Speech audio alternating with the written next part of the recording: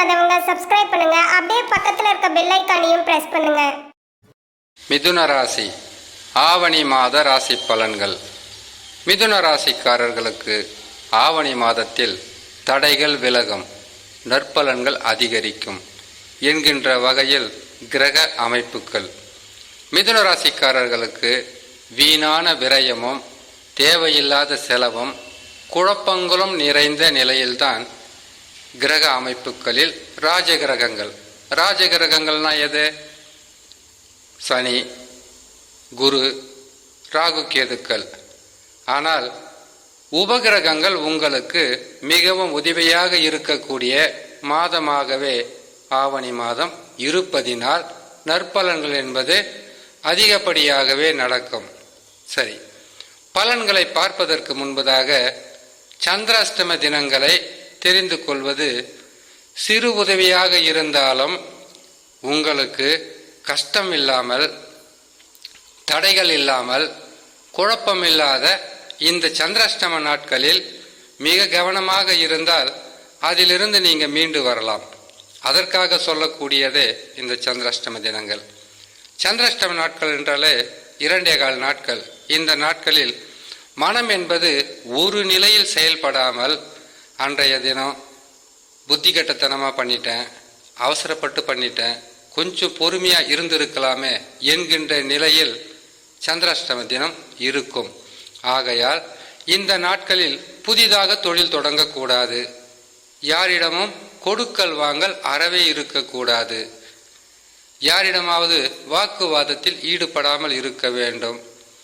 செய்யும் தொழிலில் வரக்கூடிய பிரச்சனைகளை பொறுமையாக, அமைதியாக கடந்து சென்றாலே போதுமானது, நற்பலன்கள் நடக்கும். சந்திராஷ்டம தினங்களை பார்க்கலாம். மிதுன ராசிக்காரர்களுக்கு 13/9/2024 ஆவணி மாதம் 28ஆம் தேதி வெள்ளிக்கிழமை இரவு 12:10 சந்திராஷ்டமம் ஆரம்பமாகும். சந்திராஷ்டம தினங்களிலிருந்து விடுபடக்கூடிய நாட்களாக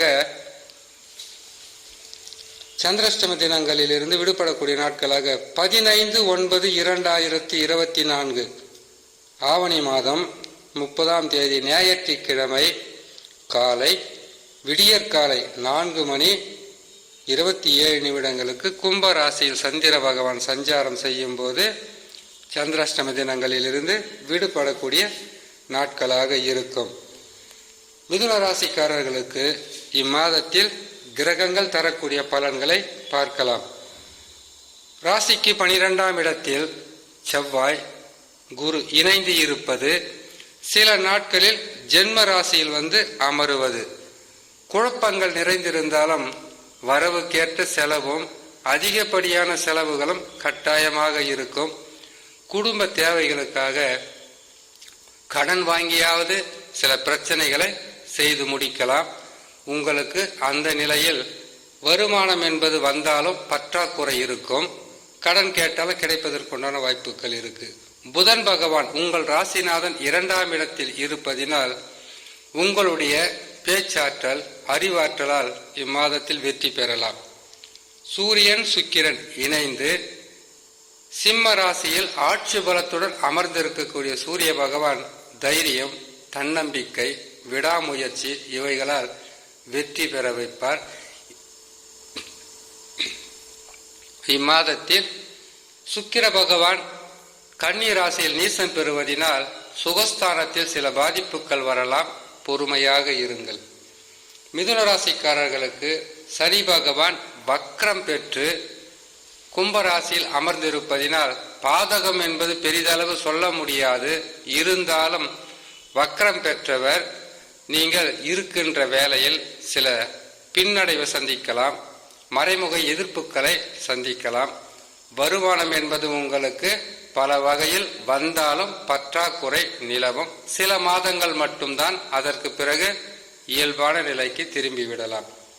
10ஆம் இடத்தில் ராகு பகவான் அமர்ந்திருப்பது, 10ஆம் இடம் என்பது உங்களுடைய ராசிக்கு 10ஆம் ராசி எது தெரியுங்களா? மீன ராசி. மீன ராசியில் ராகு பகவான் இருக்கும்போது தசா நல்ல நிலையில் இருப்பவர்களுக்கு, உங்களுடைய சொந்த ஜாதகத்தில் தசா நல்ல நிலையில் இருப்பவர்களுக்கு ராகு பகவான் அலைச்சலும் திருச்சலும் கொடுத்தாலும், அதிகப்படியான வேலை சுமை கொடுத்தாலும் வருமானம் என்பது உங்களுக்கு அதிகமாகவே கொடுப்பார். ஆனால் தசா நல்லா இல்லாதவர்களுக்கு தான் சில குழப்பங்கள் இருக்கும். மிதுன ராசிக்காரர்கள் எப்பவுமே பொறுமை, நிதானம், என்னாலும் விட்டு கொடுக்காத, அதன் மூலியமாக பல வகையில பல விஷயங்களை சாதிக்கக்கூடியவர்கள். ஆகையால் பொறுமை என்பது உங்கள் கூடவே பிறந்தது. அது உங்கள் சொந்த ஜாதகத்தில் செவ்வாய் அமர்ந்திருக்கக்கூடிய இடத்தை வைத்து சொல்லுவது. செவ்வாய் பகவான் பலமில்லாமல் அமர்ந்திருந்தால் உங்களுக்கு பொறுமை இல்லாமல் அவசர குணம் என்பது அதிகமாக இருக்கும். செவ்வாய் மட்டும் பலமாக அமர்ந்து விட்டால் பொறுமை, நிதானம், எதையும் சாதித்து காட்டுதல். பொறுமை நிதானம் இருந்தாவே சாதித்து காட்டுற வேலை தானே. அந்த வகையில் தசா நல்ல நிலையில் அமர்ந்து விட்டால் மிதுன ராசிக்காரர்களுக்கு எந்த கிரகங்கள் பாதகத்தை கொடுத்தாலும் புதன் பகவான் நல்ல நிலையில் உங்களுக்கு வளர்ச்சியும் முன்னேற்றத்தையும் கொடுத்து கொண்டே இருப்பார். சுகஸ்தானம் என்று சொல்லக்கூடிய 4ஆம் இடத்தில் கேது பகவான் இருப்பது உடல் நலத்தில் சில உபாதைகள் வரலாம். மருத்துவரை அணுகினாலே போதுமானது. சந்திராஷ்டம நாட்களில் பெரிதளவு நீங்கள் முயற்சி என்பதை பொறுமையாக செயல்பட்டு செய்தால் வெற்றி என்பது உங்களுக்கு நிச்சயமாக கிடைக்கும் என்று சொல்லி இன்னொரு நல்ல பதிவில் உங்களை சந்திக்கிறேன். நன்றி, வணக்கம். மேலும் தகவலுக்கு எங்க சேனலை மறக்காம சப்ஸ்கிரைப் பண்ணுங்க. நன்றி.